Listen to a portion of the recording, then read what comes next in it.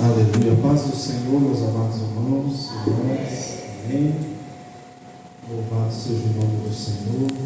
Para nós é uma honra estar aqui nessa noite, para, em primeiro lugar, adorar a Deus, juntamente com os irmãos, e para atender este tão honroso convite feito pelo nosso irmão Diácono Cláudio, que nos convidou para estar ministrando a palavra. Nós louvamos a Deus pela vida do nosso irmão Cláudio. Cooperamos juntos com o Senhor ali no Alto Taruman por algum tempo, a Irani também, bênçãos do Senhor em nossa vida. Louvamos a Deus pela vida do pastor Everaldo também, que nos concede a confiança para estar ministrando a palavra aqui nessa noite. Eu quero louvar a Deus em primeiro lugar, irmãos, porque o fato de nós estarmos aqui é uma grande vitória. Se você chegou aqui nessa noite, levante a sua mão para o alto e agradeça a Deus. É o melhor lugar para nós estarmos nessa noite, na presença do nosso Senhor. Deus abençoe nosso irmão Lincoln, nosso companheiro da obra também, servo de Deus que está aí fazendo a obra, e a minha esposa também que está comigo, a Mariana. Bênção de Deus na minha vida, que tem sido o alicerce que o Senhor colocou, para nos ajudar. Irmãos, aproveitando que os irmãos estão de pé, vamos abrir a nossa Bíblia no tema deste trabalho, Evangelho segundo escreveu João, capítulo 3. Nós vamos ler o versículo 1, 2 e depois o 16. João 3, 1, 2 e 16. Tivemos a grata satisfação de ver ali também nosso irmão Edilson, amigo de bastante tempo, Natel, Leonardo também. São pessoas que a gente carrega no coração, viu? Deus abençoe grandemente as vossas vidas. Os irmãos encontraram? Havia entre os fariseus um homem chamado Nicodemos, um dos principais dos judeus. Este foi ter com Jesus e lhe disse: Rabi, sabemos que és mestre vindo da parte de Deus, porque ninguém pode fazer estes sinais que tu fazes se Deus não estiver com ele. Agora o versículo 16.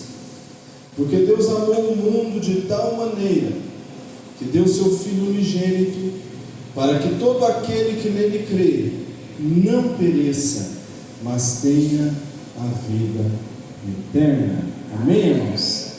Podeis tomar o vosso assento, aproveitando o tempo, cumprimentar nosso irmão, congrega conosco ali, e também a bênção de Deus em nossas vidas.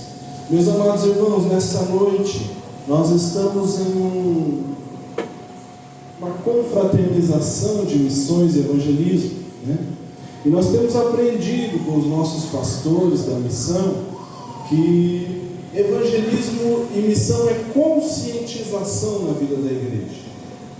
Nós que fomos alcançados por Deus, precisamos sempre nos conscientizar de que o Senhor nos chamou. Ele nos tirou lá da velha vida que nós vivíamos com um objetivo. Ele disse: ide por todo o mundo, pregai o Evangelho a toda criatura. E esse ide é para quem, irmãos? É para mim, é para você, que somos salvos em Cristo Jesus. Nós fomos salvos sim, mas agora temos uma responsabilidade.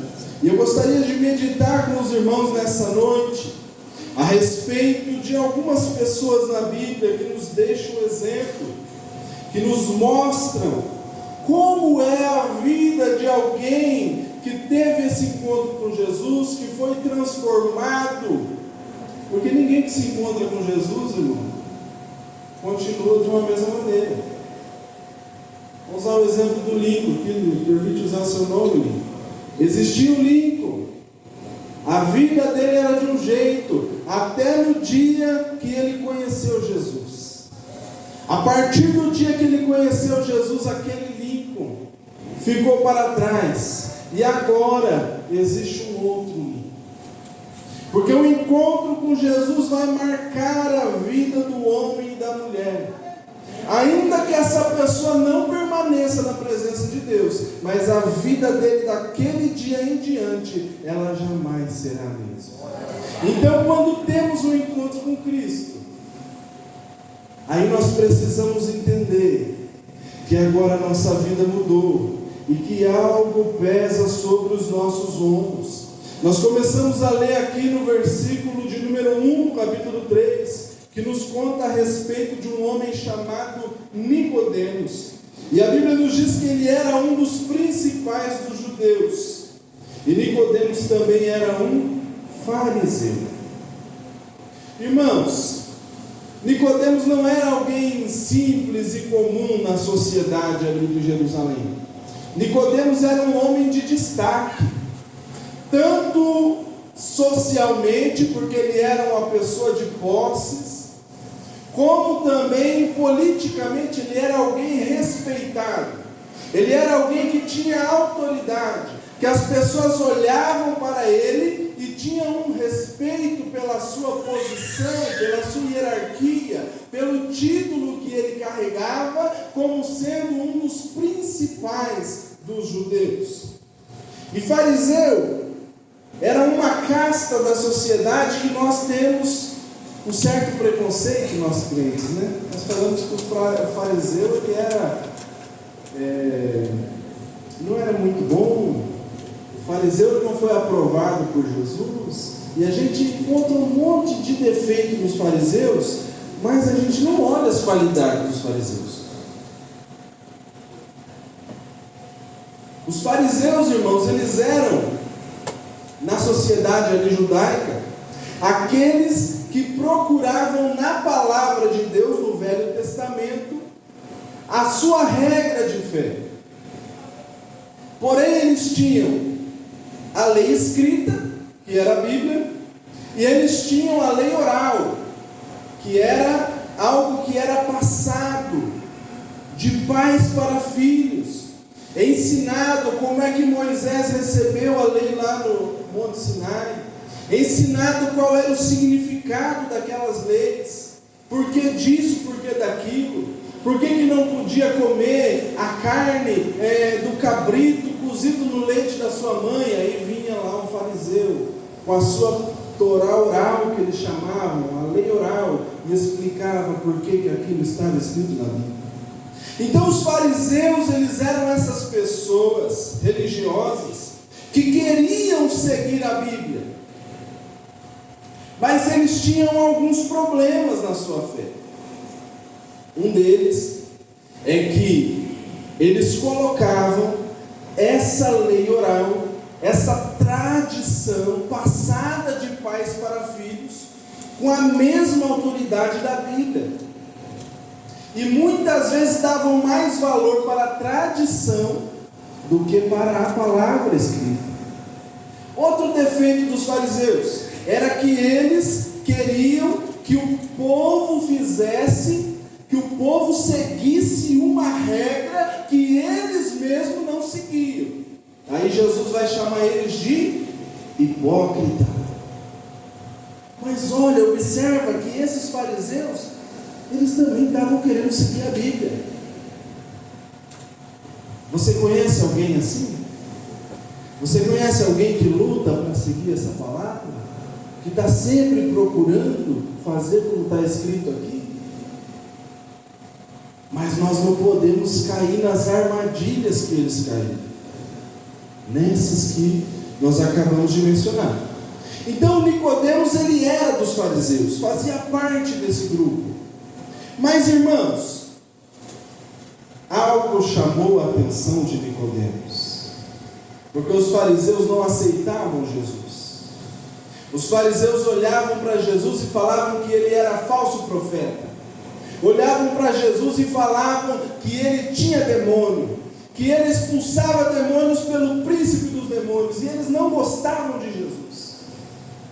Mas Nicodemos, ele foi um daqueles que olhou para Jesus e ele viu que ali estava o Filho de Deus. Muitos dos fariseus foram salvos, irmãos, porque eles olhavam para a palavra, eles queriam seguir, e um dia tiveram um encontro com Jesus, e aí eles largaram a sua velha religião para ter uma nova vida com Cristo. E este Nicodemos, ele não suporta ficar apenas olhando Jesus de longe.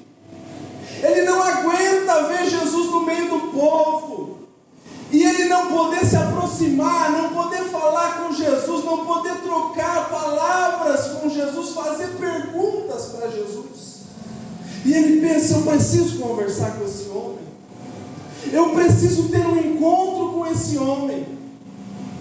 Mas ele não tinha coragem de ir no meio da multidão, porque ele sabia que se ele fosse no momento, como eu estou aqui falando e os irmãos estão aí, se ele entrasse pela porta para falar com Jesus, muitos iam se levantar, apontar o dedo para ele e falar: olha lá o fariseu, ele está seguindo Jesus também, ele se converteu.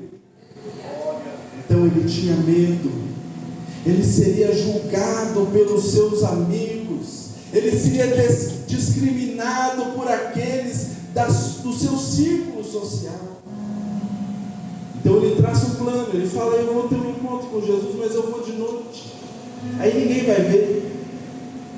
Afinal, lá de noite, né, irmãos, não tinha essas luzes que nós temos aqui, era tudo meio penumbras. Então ele falou: eu vou de noite. Quem sabe ele cobriu a cabeça com um capuz, e quem olhasse não ia saber se era Nicodemos ou se era alguma outra pessoa. E ele foi ter um encontro com Jesus. E no momento que ele vai ter um encontro com Jesus, Jesus poderia olhar para ele e falar assim: ué, Nicodemos, você não me viu lá na praça, meio-dia? Você não me viu, Nicodemos, lá no meio do povo, 3 horas da tarde? Por que você está vindo agora de noite escondido para conversar comigo? Mas foi isso que Jesus fez, irmãos? Não, Jesus não fez isso. Sabe por que Jesus não fez isso? Porque Nicodemos tinha uma alma, assim como eu e você, e assim como cada um daqueles que estão aí fora, precisando conhecer o Salvador, precisando saber quem é Jesus, precisando ter um encontro com este Mestre Salvador maravilhoso. Então Jesus, ele não repreende, ele não chama a atenção de Nicodemos, mas ele fala: eu estou aqui, Nicodemos, o que é que você precisa? O que é que você quer saber? Qual é o mistério, Nicodemos, que está no seu coração?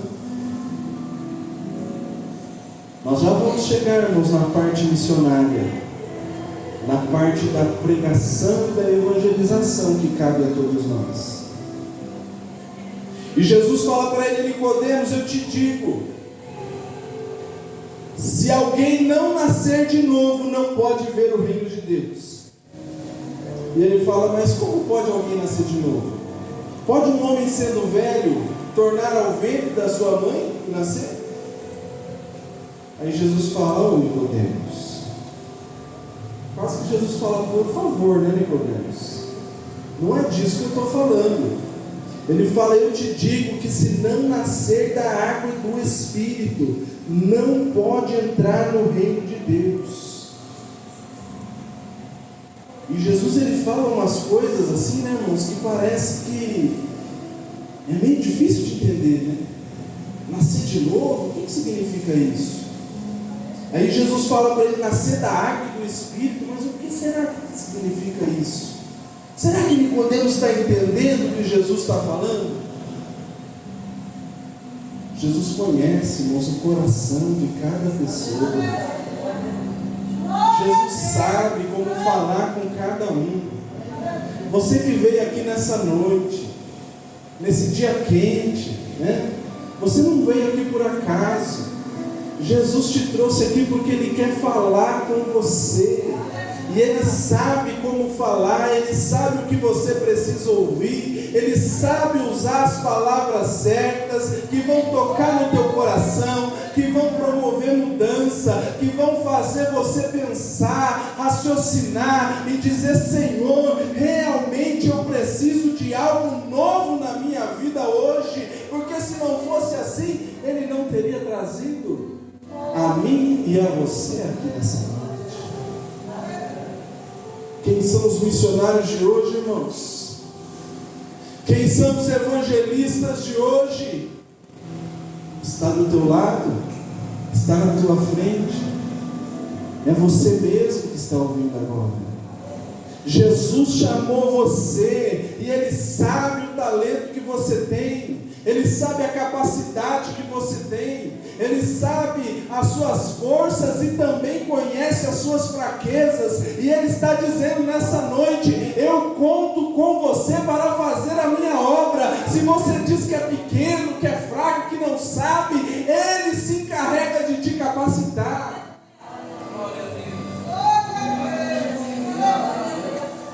Jesus fala para Nicodemos assim: Nicodemos, o que é nascido da carne é carne, o que é nascido do Espírito é Espírito. O vento sopra onde quer, ouves a sua voz, mas não sabe de onde vem e nem para onde vai. Assim é todo aquele que é nascido do Espírito. Jesus está falando: Nicodemos, hoje é o dia que você precisa nascer de novo. Nicodemos, hoje é o dia que a tua vida vai mudar. Nicodemos, hoje é o dia que a partir deste dia você vai olhar para trás e vai dizer: alguma coisa aconteceu, mas eu não me sinto a mesma pessoa. Eu sinto que tem algo diferente em mim, e este algo é a presença de Deus, é o Espírito Santo que conduz a vida do seu servo. E Jesus continua falando para ele. Ele olha e fala: Senhor, como é que pode ser isso? Eu não estou entendendo nada. Aí Jesus fala assim: olha, Nicodemos, você é mestre em Israel. Olha a posição desse homem, irmãos. Você é mestre em Israel. Quem era mestre? Não era quem ensinava os outros? Jesus está falando: você ensina o povo, e você não sabe essas coisas, Nicodemos. Aí Jesus está chamando a atenção dele. Jesus está falando: Nicodemos, pelo tempo que você tem de conhecimento da palavra, pelo tanto que você já estudou, pelo tanto que você já ouviu de pregação e tudo mais, era para você estar sabendo muito mais, Nicodemos.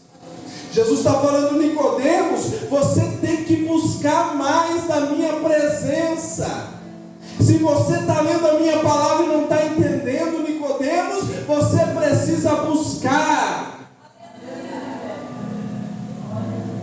Eu já vi gente falar assim: irmão, eu leio a Bíblia e não entendo. Eu leio, mas parece que não fica gravado. Então, irmãos, está na hora de buscar mais. Está na hora de dobrar o joelho, derramar lágrimas na presença do Senhor e falar: Senhor, eu preciso compreender a Tua palavra. Como é que eu vou compartilhar? Como é que eu vou falar da Tua palavra para alguém, Senhor, se eu não compreendo? Como é que eu vou ser usado nas Tuas mãos se eu leio e não consigo compreender? E a partir do momento que você começar a buscar, sabe o que vai acontecer? De repente você vai estar na fila do supermercado, aí alguém vai começar a conversar com você, e quando você vê, você vai estar ministrando aquela palavra que você leu um pouco mais cedo na sua casa. Você vai estar lá no postinho de saúde, esperando a tua consulta, e de repente alguém senta do teu lado. Quando você vê, você está ministrando a palavra de Deus para essa pessoa. Pregar o Evangelho não é somente com o microfone na mão.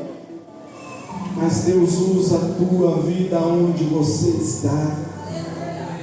E por incrível que pareça, muitas vezes Deus leva você em algum lugar. Você não entende por que você está lá, mas é porque é para você compartilhar a palavra de Deus com alguém que está precisando.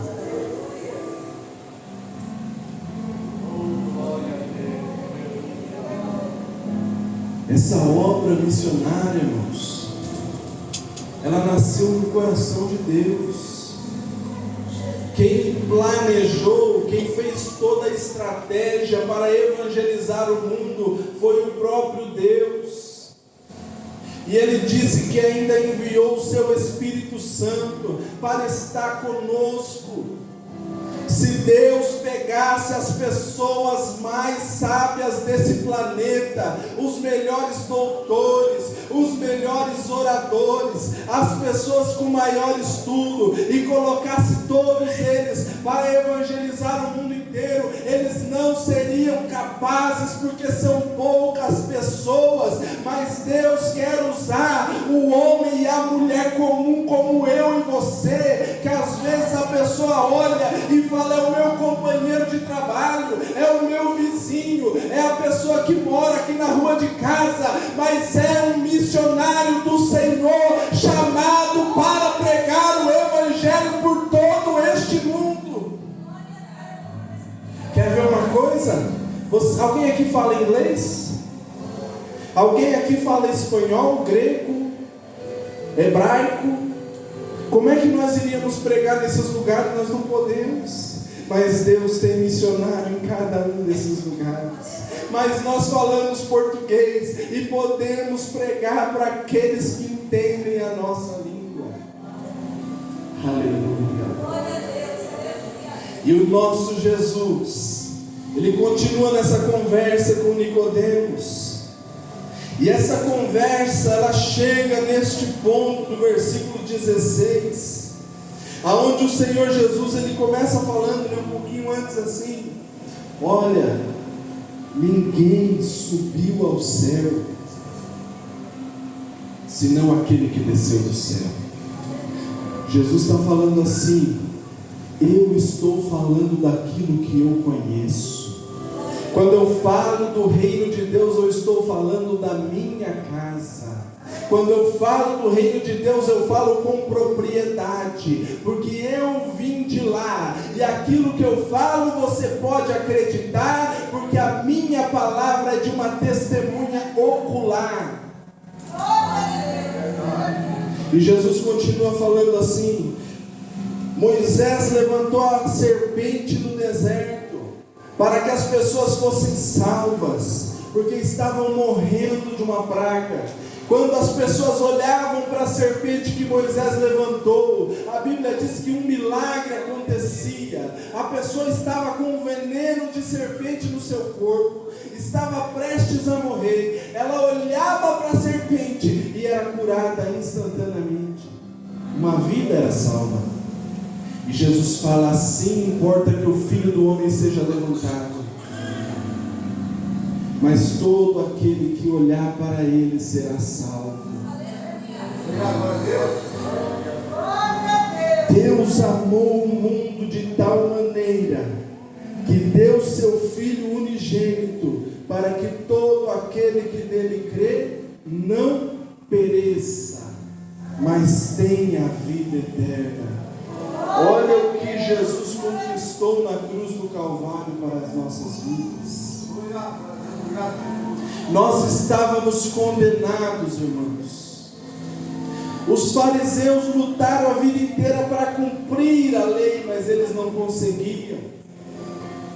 E eles ainda tinham uma vantagem sobre nós, porque eles falavam de algo que era da sua tradição, da sua cultura, era da região que eles moravam, era dos seus ancestrais. E como eu disse, eles tinham ainda a tradição que era explicada de pai para filho, e mesmo assim eles não conseguiam cumprir os mandamentos da Bíblia,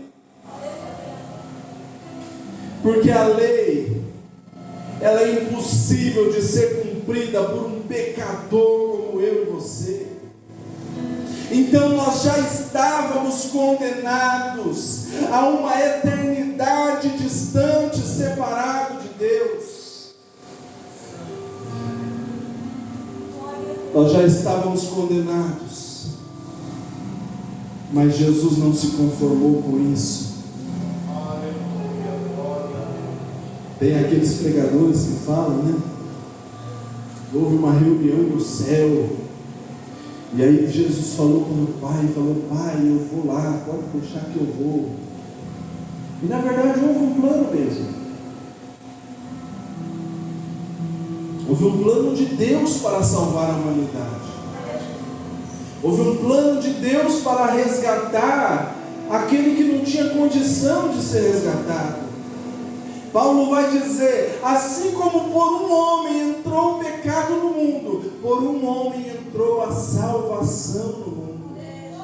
Assim como o primeiro Adão caiu e perdeu a vida eterna, assim o segundo Adão triunfou e conquistou a vida eterna.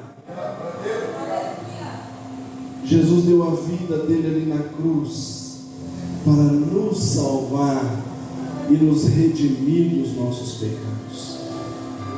Lá em Efésios, no capítulo 2, nós vamos ler o capítulo 2 de Efésios. Ele é maravilhoso, ele fala da salvação pela graça, assim como a carta aos Romanos e outros textos também que o apóstolo Paulo escreveu, nos mostram, abrem os nossos olhos para o significado da salvação que Jesus conquistou ali na cruz do Calvário. E nós precisamos compreender muito bem isso, irmãos. Porque por incrível que pareça, às vezes existem pessoas que estão na igreja, que estão há muito tempo ouvindo a palavra, e vem um pregador e vem outro, e o pastor ensina e dá aula de escola dominical, mas às vezes a pessoa não compreende qual é a essência da salvação que Jesus conquistou na cruz. Paulo vai dizer aos Efésios que Ele nos deu a vida estando nós mortos em nossos delitos e pecados. Nós estávamos mortos, totalmente separados do Senhor.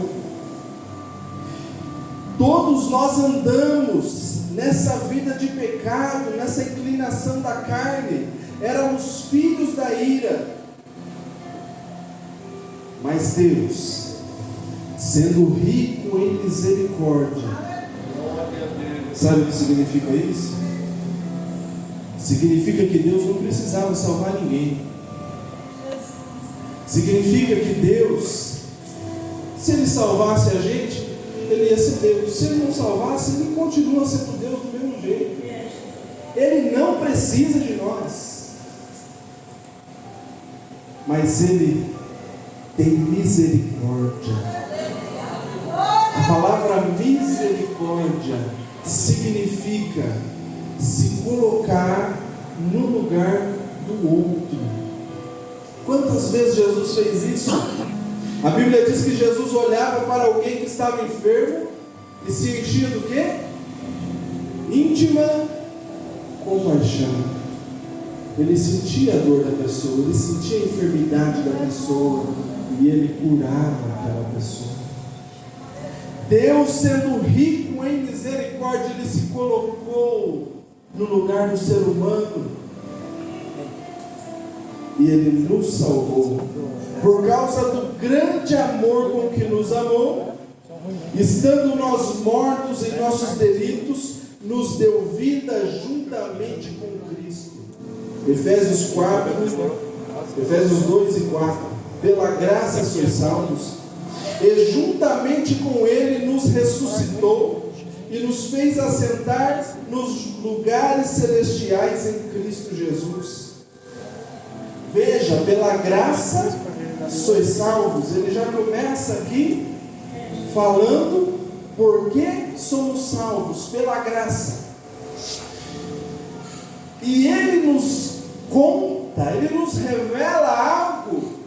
Eu não sei se você já parou para pensar nisso. Mas a Bíblia diz que como Cristo ressuscitou, juntamente com Ele nos ressuscitou. No momento em que Cristo ressuscitou, Paulo está dizendo, não sou eu, que eu e você ressuscitamos também. Você pode adorar a Deus nessa noite? Se você acha que um dia você vai partir nessa vida e você vai virar pó e vai ficar lá por toda a eternidade, Paulo está dizendo que isso não é uma realidade. Paulo está dizendo, assim como Cristo ressuscitou, e note, ele não está dizendo que você vai ressuscitar, ele está dizendo que você já ressuscitou com Cristo. Aleluia. Ele não está dizendo que é algo que pode acontecer, ele está dizendo que lá no reino de Deus, isso já aconteceu. Lá no reino de Deus, você já tem um novo corpo, você já tem um novo nome, você já tem uma coroa preparada. Jesus disse lá em João 14 que você já tem uma morada preparada e que Ele vem para te buscar, para que onde Ele estiver, estejais vós também. Isso renova a nossa fé, irmãos. Isso faz a gente olhar para os problemas aqui dessa vida e dar risada, porque já nós estamos indo embora e vamos estar para sempre na glória com Cristo. Aleluia. O inimigo tenta derrubar você, fazer você parar. Mas quando você entra aqui e começa a adorar a Deus, ele fica envergonhado, porque o nome de Jesus está sendo glorificado. Quando você olha para os seus problemas de um lado, e aí você olha para o que te espera lá no céu do outro, os teus problemas eles somem, eles desaparecem. Aleluia. Mas Paulo continua, e nos fez assentar nos lugares celestiais em Cristo Jesus.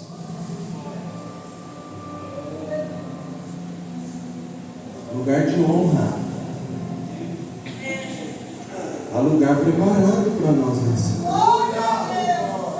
para mostrar nos séculos vindouros a suprema riqueza da sua graça e a bondade para conosco. Olha aqui agora no versículo 8. Porque pela graça sois salvos, mediante a fé. E isto não vem de vós, é dom de Deus. Não vem das obras, para que ninguém se glorie. Sabe por que eu disse que às vezes tem pessoa que demora a entender a salvação? Porque às vezes, irmãos, nós somos inclinados a pensar que nós vamos ser salvos por causa de alguma coisa que a gente faz. Às vezes a gente pensa que nós vamos ser salvos por causa da roupa que a gente usa, por causa do jeito que a gente fala, por causa que a gente anda na rua com uma Bíblia embaixo do braço, ou de terno e gravata, ou de saia, no caso das mulheres. A gente pensa que vai ser salvo por causa disso, porque vem orar e passa tantas horas orando, ou porque levanta de madrugada e passa tantas horas orando. Mas, irmão, você está dizendo que a gente não precisa fazer isso? Não é isso que eu estou dizendo. Eu estou dizendo que não é por isso que você vai ser salvo. A salvação é simplesmente porque Jesus derramou o sangue dele, que era puro, inocente, imaculado. E sabe por que ele fez isso? Foi por causa de você.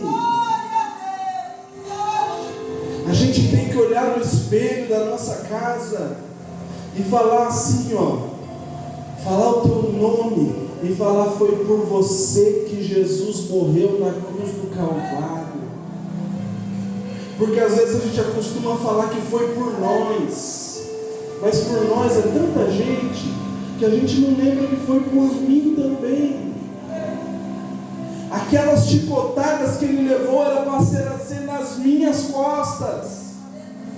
Aquela coroa de espinhos era para ser na sua cabeça.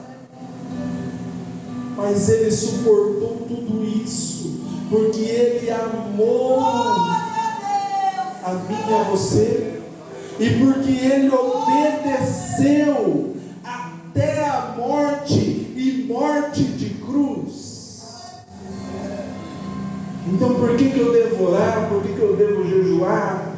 Usar uma veste que é o costume da minha igreja? Fazer as coisas que são costume da minha igreja? Por que eu devo fazer isso? Pela mesma obediência que Cristo teve, nós também precisamos ter. Porque nós somos nova criatura. Porque como Jesus disse para Nicodemos, naquele dia que dobramos o nosso joelho aqui, nós nascemos de novo. O velho homem ficou para trás e nasceu um novo homem para seguir a Cristo, para obedecer a Cristo, para fazer a vontade de Cristo. E mais uma vez eu cito o apóstolo Paulo, ele disse: olha, já estás crucificado com Cristo. Eu estou crucificado com Cristo. E agora vivo não mais eu, mas Cristo vive em mim. E a vida que agora vivo-a na fé do Filho de Deus. Se eu estou crucificado, Paulo não está aqui contando historinha, irmãos. Paulo está falando de uma realidade. Paulo não está falando de algo que ele leu no livro, ele está falando de algo que ele via aos seus próprios olhos. Quantas vezes Paulo viu as pessoas sendo crucificadas pelos romanos?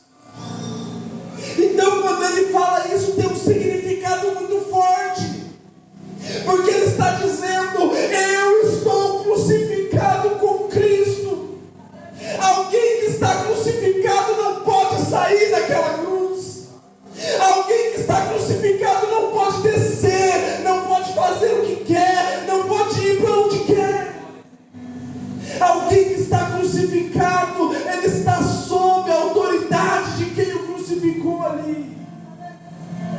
Ele fala: eu estou crucificado com Cristo, eu não vivo mais, não faço mais a minha vontade, não busco mais os meus interesses.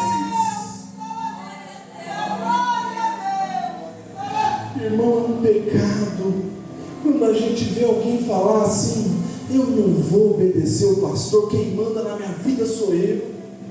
Eu não vou obedecer meu líder, porque quem manda na minha vida sou eu. Então você não está crucificado. E Jesus disse: se alguém quiser vir após mim, tome a sua cruz, negue-se a si mesmo e me siga. Seguir a Jesus não é brincadeira. Seguir a Jesus não é para quem acha bonito ou para quem gostou da pregação. Seguir a Jesus é para quem está disposto a dizer: eu estou crucificado, eu não faço mais a minha vontade, eu faço a vontade daquele que me chamou. Louvado seja o nome do Senhor.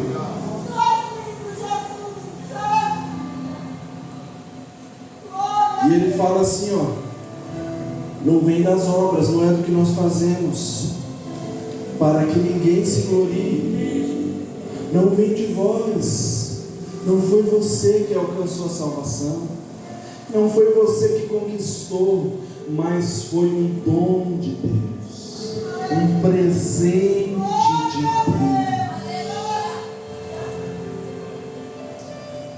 Versículo 11 do capítulo 2: portanto lembrai-vos que vós que outrora eram gentios na carne, e chamados incircuncisão por aqueles que se intitulam circuncisos na carne, por mãos humanas, naquele tempo estavam sem Cristo, separados da comunidade de Israel e estranhos à aliança da promessa, não tendo esperança e sem Deus no mundo. Olha a situação nossa, irmãos.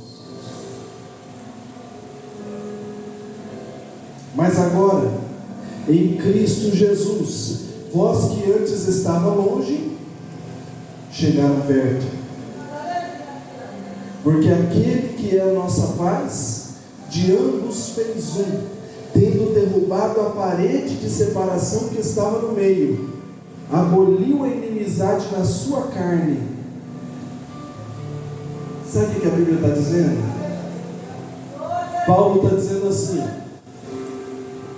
vocês eram gentios, porque ele está escrevendo para os irmãos efésios, não era para os irmãos de Jerusalém. Então ele fala: vocês eram gentios, vocês estavam separados de Deus, vocês eram discriminados pelos israelitas, porque eles olhavam para vocês e falavam: vocês são incircuncisos. Mas os israelitas estavam se gloriando numa circuncisão feita por mãos humanas. Não foi Deus que circuncidou eles. Eles estavam se gloriando por algo que eles conquistaram na carne, não no espírito. Mas Paulo fala: mas vocês não estavam na aliança, vocês estavam sem Deus no mundo. Por que eu estou lendo isso aqui, irmãos? Para nós termos a consciência que Jesus nos chamou para pregar o Evangelho a todas as pessoas. Às vezes nós somos um pouco preconceituosos. Às vezes nós olhamos uma pessoa e falamos assim: ah, é um macumbeiro, é um espírita, está cheio de demônios, ele não tem salvação. É um drogado, não tem salvação mais para ele. É um mendigo da rua, não tem jeito. Irmãos, quem somos nós para dizer que não tem jeito? A nossa missão é levar o mesmo Evangelho para eles. Porque se nós não fizermos isso, estamos sendo como os israelitas, que olhavam para o gentio e discriminavam. Mas Paulo falou assim: Jesus não discriminou vocês. Jesus foi lá naquela cruz, e lá na cruz, dos dois homens ele fez um, tanto do judeu como do gentio, tanto do incircunciso como do circuncidado. Dos dois ele fez um. Diante de Jesus, na igreja, são a mesma coisa. E nós agora? Ah, não, eu estou na igreja, eu fui salvo, eu sou pregador, eu canto no coral, eu dou aula da escola dominical, sou aluno, eu trabalho tanto na obra de Deus, eu não vou me misturar com essas pessoas aí no mundo. Eu não vou conversar com esse vizinho, com esse colega aqui do meu trabalho, porque ele é um pecador, só fala coisa que não presta. Aliás, irmãos, esses dias nós estávamos numa reunião ali na sede, e o pastor Wagner estava falando sobre isso, que ele trabalhava na polícia civil e tinha aquela rodinha que ficava ali, os policiais ali contando piada, coisas imorais, e todo mundo dava risada. E ele disse que tinha um irmão lá que de vez em quando estava lá no meio também. E quando ele chegava na rodinha, ele já era dirigente de igreja, quando ele chegava na rodinha, ele era policial igual os outros. Mas ele chegava, o pessoal parava com a conversa, falou para o pessoal: o pastor chegou aqui, vamos respeitar. Será que aonde a gente chega, irmãos, a nossa luz está brilhando? Não para a gente discriminar e apontar o dedo, mas para a gente dizer: olha, o mesmo Jesus que me salvou, quer salvar você também. O mesmo Jesus que mudou a minha vida, quer mudar a sua vida também. Eu tenho uma experiência.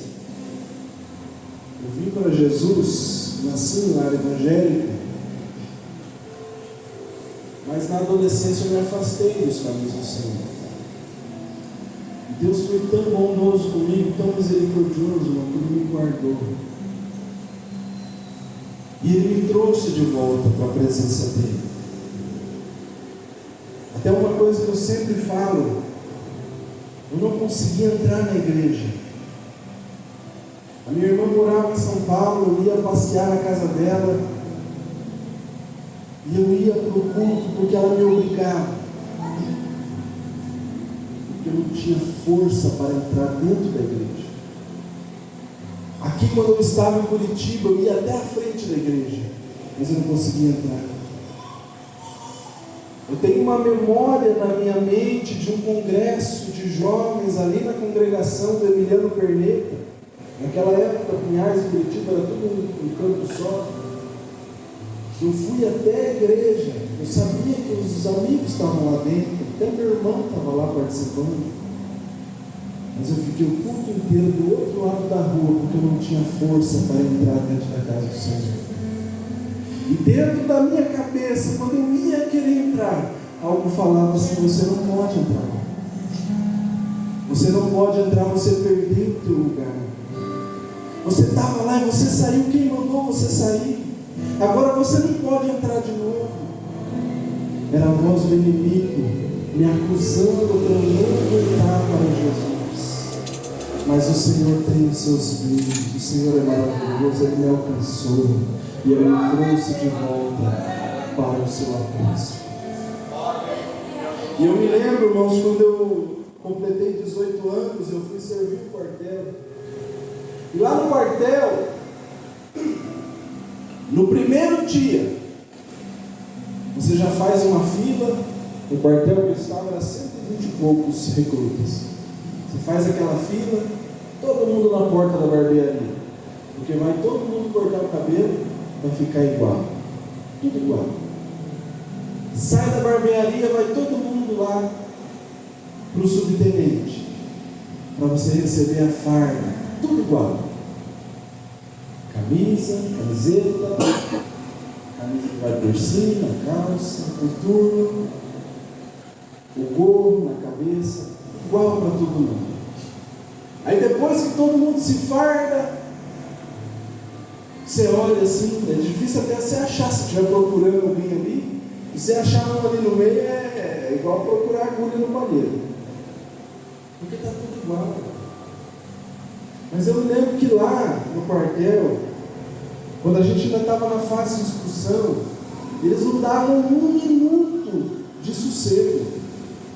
Você acordava de manhã, já naquela gritaria, para todo mundo correr, fazer a barba, se arrumar, e era o dia inteiro naquela correria. Você não tinha um minuto para descansar. Almoçava, já saía do almoço, já tinha um monte de coisa para fazer, e era daquele jeito até 10 horas da noite, quando você ia dormir. Mas um dia, não sei se era um domingo, o que era, nós entramos no alojamento, e aí, para um lado, você entrava numa porta, você tinha um quadrado, assim, uma sala quadrada. Essa sala tinha 2 sofás. Para um lado era uma porta, eram os alojamentos, eram todas as camas. Para o outro lado você entrava para o banheiro. E eu não lembro porquê, mas eu tive a oportunidade de sentar. Olha que pensa, né? Eu já não sentava. E eu sentei naquele sofá ali, acho que tinha uns 2, 3 minutos ali. Eu sentei e veio um outro recruta e sentou do meu lado. Eu não conhecia ele, a gente estava ainda se conhecendo, era muita gente. E ele sentou do meu lado, ele olhou para mim e falou assim: escuta, você é crente? Eu falei: por quê? Porque eu vi que você é diferente. Eu falei: meu Deus do céu, como é que alguém enxerga um crente naquela situação? Todo mundo igual, a gente não fazia o que a gente queria, estava toda hora obedecendo ordem, naquela correria, só estudando e fazendo atividade física o dia inteiro, mas alguém viu a luz de Cristo em mim. Isso é para me gloriar? Isso é para me exaltar? Não, irmãos, isso é para você ver que a sua luz está brilhando aonde você menos imagina. Vai ter pessoas que você vai ter que pregar para ele. Você vai chegar na sua casa, você vai ler, você vai orar, vai pedir para o Espírito Santo te dar uma palavra para você pregar para ele. Ele vai te fazer perguntas, às vezes você não sabe responder, aí você fala, amanhã eu te respondo. Aí você vai para casa, pesquisa, estuda, para chegar e evangelizar ele mais um pouco. Mas tem pessoas que você vai evangelizar sem abrir a sua boca, porque através da sua vida, ele vai olhar e vai dizer, ali vai um homem, ali vai uma mulher de Deus. Eu preciso conhecer o que ela tem, eu preciso disso que ele tem, eu quero ter essa presença, eu quero ter essa diferença, eu quero conhecer esse Deus, porque esse Deus deve ser maravilhoso. Eu penso que Jesus fala que nós somos o sal, porque as pessoas vão conviver conosco e vão ficar com sede, e aí vão correr para onde? Para Jesus, que é a água da vida. Aleluia. A gente não imagina como Deus usa as nossas vidas.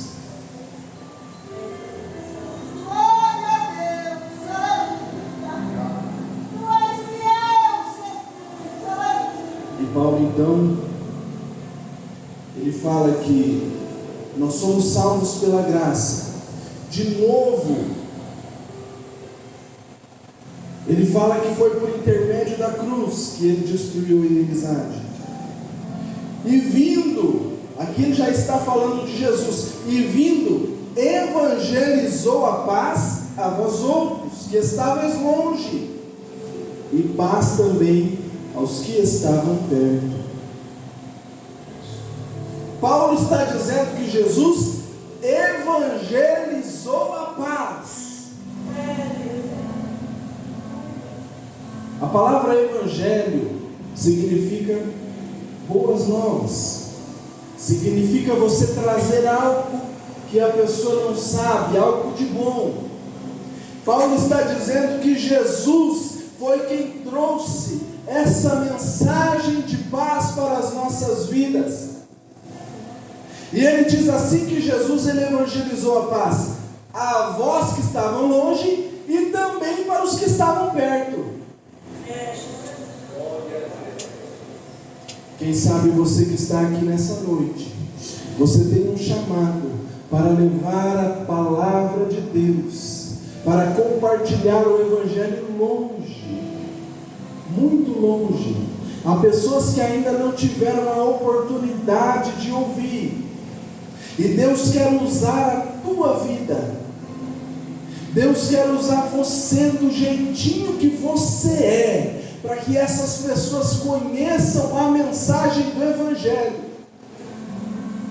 Antigamente, quando se falava isso, logo a gente pensava, Deus vai me mandar para outro país, Deus vai me mandar para a África, vai me mandar para o Oriente Médio, vai me mandar para a América do Norte, para outro lugar, porque era essa forma de pregar.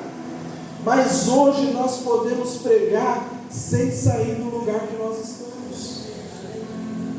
Você tem acesso a pessoas que estão nos lugares mais remotos, e você não precisa nem saber falar o idioma da pessoa. Você pode falar com outra pessoa de outro idioma sem saber, através do seu celular, através do seu computador. Há pouco tempo atrás eu tive com um rapaz que era um turco, da Turquia, e nós conversamos a respeito de várias coisas sem saber. Ele não sabia falar português e eu nem sabia falar turco, mas a gente falava ali no Google, o Google traduzia e entendia tudo. As ferramentas estão na nossa mão, basta nós ouvirmos o chamado que o Senhor tem para a nossa vida. Aí eu pergunto para você, para que foi que Jesus te salvou, meu irmão, minha irmã? Porque foi que Jesus alcançou você. Você está feliz em ficar sentado no banco da igreja? Você está satisfeito em apenas participar do culto e das atividades? Isso é maravilhoso. Eu amo estar na igreja. Eu estou na igreja toda quarta, todo sábado, todo domingo de manhã, todo domingo à noite, e com muita alegria, e participo de várias atividades. Eu e minha esposa somos responsáveis pelo departamento da família ali na igreja. A gente vai visitar outras congregações, a gente vai visitar os irmãos. É maravilhoso. Mas será que foi só para isso que Jesus me chamou? Aonde fica o ID de Jesus na minha vida, se eu não falar de Jesus para outras pessoas? E às vezes falar de Jesus pode ser dentro da igreja. Às vezes tem um irmão que é novo convertido, que ele ainda não sabe, e você pode chegar pertinho dele e ajudar ele, e conversar com ele, visitar ele, orientar, fazer discípulo. Se Deus te chamou para ser professor da escola dominical, você está ensinando a palavra de Deus. Mas se Jesus te chamou para ir lá fora, falar para as pessoas, tenha coragem. Saiba que quem capacita você é o nosso Senhor Jesus Cristo. Deixa eu contar um segredo para você nessa noite. Para mim, estar aqui nesse púlpito com esse microfone na mão é o maior desafio da minha vida. Quem me conhece sabe que se você sentar do meu lado ali e a gente ficar meia hora, é capaz de não conversar nada. O meu jeito é assim, e o meu pai é do mesmo jeito, já é uma coisa genética. Tem gente que olha para mim e fala: você está bravo? Você não foi com a minha cara? Eu fiz alguma coisa? Você não quer conversar comigo? Não, é o meu jeito que é assim. Aí um dia eu estou lá, aceitei Jesus, estou cultuando, adorando a Deus. Aí Deus levanta alguém e fala assim: eu vou usar você para pregar o Evangelho. Me deu vontade de sair correndo da igreja. Falei: Jesus, eu morro de vergonha. Como é que eu vou falar? As pessoas vão ficar me olhando, não vai sair nada. Mas ele falou: deixa que eu te capacito. Eu vou colocar a palavra na tua boca. Eu coloco a espada na tua mão. Apenas faça a tua parte, se prepare, anda na minha presença, que eu me encarrego de fazer o resto. E ainda ele disse que enquanto eu estivesse pregando, pessoas seriam curadas de enfermidades. Então, irmão, nunca espere a oração final para você receber a tua bênção. Na hora que você entra, que o pastor ora para começar o culto, já começa a adorar, já entra na presença do Senhor, porque Deus usa os seus vasos, desde o menino da harpa, os irmãos que louvam, alguém que está dirigindo o culto, o Senhor está usando, e Ele está operando, e Ele está fazendo aquilo que você não enxerga, porque a obra é dEle. Você é vaso e Ele é o oleiro, é Ele quem molda, é Ele quem faz da maneira que Ele quer. Louvado seja o nome do Senhor. 1 Pedro 2, e o versículo 9 nos diz assim: vós, porém, sois geração eleita, sacerdócio real, nação santa, povo da propriedade exclusiva de Deus. Olha que versículo maravilhoso. Você é uma geração eleita. Geração fala de um conjunto de pessoas que vivem numa mesma época. A nossa geração, humanamente falando, é essa aqui que está vivendo em 2023. Mas quando a Bíblia está falando de geração eleita, não está falando da nossa geração carnal. Ela está falando de uma geração espiritual. Como o apóstolo João escreve, lá em João, capítulo 1, versículo 11, ele veio para os seus, mas os seus não o receberam. Mas a todos quantos o receberam, deu-lhes o poder de serem feitos filhos de Deus. Então, se você aceitou Jesus, você é filho de Deus, que não são gerados pela vontade do homem, nem pela vontade do varão, mas pela vontade de Deus. Gerados pela vontade de Deus, somos geração de Cristo. Todos aqueles que se converteram, desde que Jesus derramou seu sangue ali na cruz do Calvário, até o dia que ele buscar a sua igreja, fazem parte dessa geração, e isso é motivo de nós nos alegrarmos na presença de Deus. Sacerdócio real, ele nos chamou para fazer o sacerdócio, oferecer este sacrifício, que é o nosso corpo, em sacrifício vivo, santo e agradável a Deus. Nação santa, povo exclusivo de Deus. Mas o versículo continua, irmãos. Por quê? A fim de proclamardes as virtudes daquele que vos chamou das trevas para a sua maravilhosa luz. Você foi chamado com um objetivo. Você foi salvo com um objetivo. Quando Jesus te salvou, Ele te salvou sabendo que você é útil para essa obra. Ele te salvou sabendo que você pode dar frutos no reino de Deus. Ele te salvou e Ele conhece o teu potencial. Se alguém fosse olhar para os discípulos de Jesus, iam dizer, sabe o quê? O que eles disseram lá no dia do Pentecostes: esses aí não são galileus? Esses aí não são os caipiras lá, que vieram lá do meio do mato? Como é que eles estão falando na nossa língua? As pessoas olhavam e não davam nada, mas aquele que olhou lá do céu, ele sabe o que você é capaz de fazer.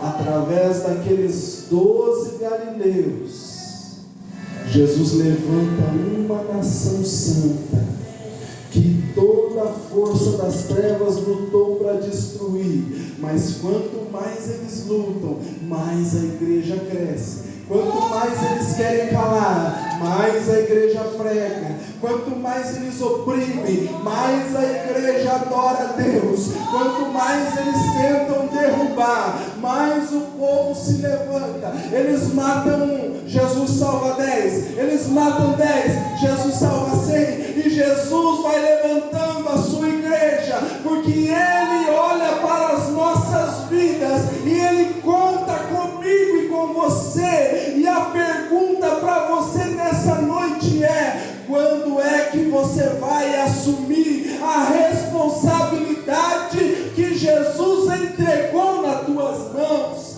É hora de nos levantarmos como o profeta Isaías e dizer: Senhor, eis-me aqui, envia-me a mim.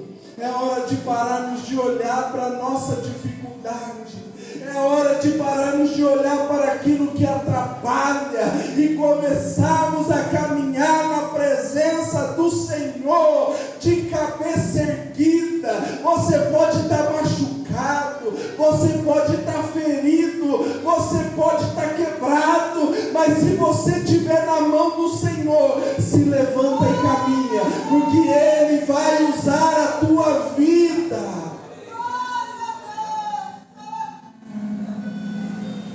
Eu fico olhando para os homens da Bíblia, eu olho para o livro de Atos dos Apóstolos, e eu falo: meu Deus, como é que esses homens conseguiam fazer isso? Paulo entra com seu companheiro numa cidade, eu não me lembro se era Barnabé, se era Silas, mas ali naquela cidade eles resolvem apedrejar os dois. E eles não pensam duas vezes, eles pegam as pedras manda o pé nesse pé de pau. A tal ponto que eles olharam e falaram: está morto. Não estão se mexendo, estão tudo arrebentado, tudo ensanguentado, tudo quebrado, morreram. Vamos deixar aí? Não, deixar 2 defuntos aqui no meio da cidade não fica legal. Então vamos arrastar eles para fora da cidade. Não sei se eles pegaram na perna, no braço. Arrastaram os 2 para fora da cidade e largaram lá, falaram: agora vem algum bicho, um urubu aí, come, fica aí. Quando eles saíram, os 2 se levantam e vão para outra cidade pregar o Evangelho. Oh, mas quando eu olho para isso, eu sinto uma vergonha tão grande. Eu falo: meu Deus, às vezes eu paro por tão pouco, às vezes eu desisto por tão pouco, Senhor. Mas que nós possamos ter a fé que esses homens e mulheres de Deus tinham. Que nós possamos ter a fé daqueles que eram levados para a arena para ser comidos pelos leões. Que nós possamos ter a fé daqueles que eram jogados nas caldeiras de óleo fervente. A fé daqueles que eram crucificados, mas não negavam o nome de Jesus. E nós estamos vivendo um tempo, irmãos, que daqui a pouco pregar o Evangelho vai significar algema na mão. Daqui a pouco pregar o Evangelho vai significar cadeia. Daqui a pouco pregar o Evangelho vai significar a diferença entre você estar no seio da tua família ou você está sendo oprimido pela lei humana. E aí o que é que nós vamos fazer? Nós precisamos estar preparados para isso. Nós precisamos estar preparados porque vem tempos difíceis aí. Mas o Senhor conta comigo e com você. Se a gente cair aqui nessa terra, lá no céu a gente se levanta para sentar nos lugares celestiais. Se eles tirarem o nosso conforto aqui, lá nós vamos andar nas ruas de ouro. Mas nós não podemos negar a Cristo, porque Ele não nos negou. Quero convidar o Lincoln para estar louvando mais um hino. E nós vamos estar orando pelos irmãos que querem receber uma oração nessa noite. Enquanto o Lincoln louva, você pode vir até aqui à frente.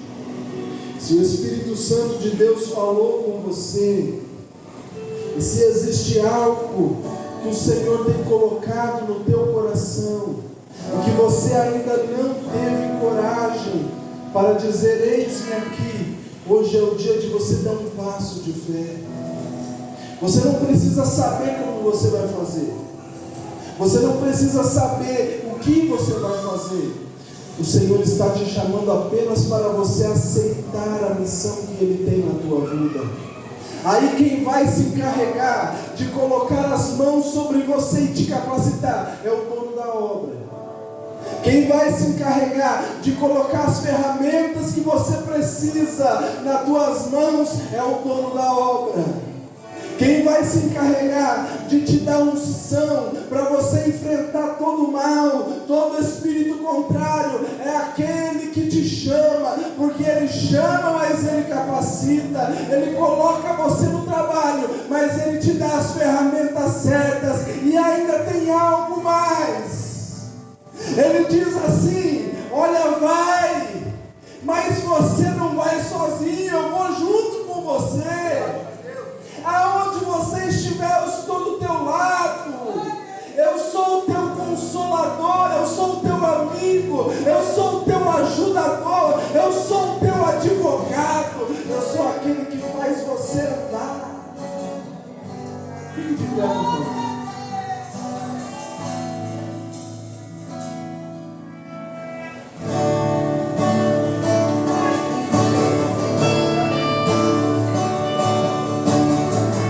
Deus